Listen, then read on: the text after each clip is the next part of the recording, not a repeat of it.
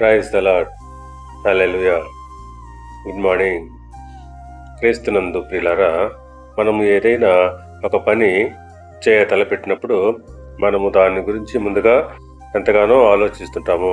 కానీ ఏ పనైనా దేవుని చేత అప్పగింపబడితే అది ఆయన పూర్తి చేస్తాడు. అందును బట్టి దేవుని వాక్యం ఏమని చెప్పుచున్నదంటే, మొదటి దినవృత్తాంతముల గ్రంథము 22వ అధ్యాయము 16వ వచనము.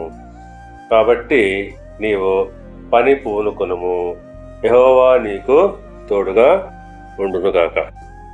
పిల్లరా, ఇక్కడ దేవాలయ నిర్మాణానికి కావలసిన బంగారు, వెండి, ఇత్తడి, ఇనుము సిద్ధంగా ఉంది.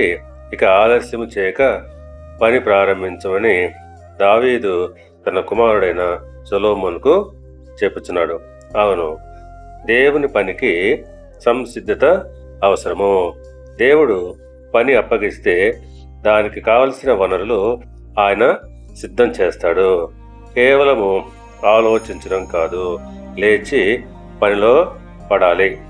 ఆ రీతిగానే మన జీవితంలో దేవుడు ఒక పని అప్పగించినప్పుడు భయపడకూడదు.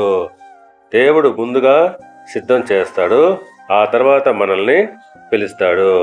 లేచి పని మొదలు పెట్టడం మనం చేయాలి.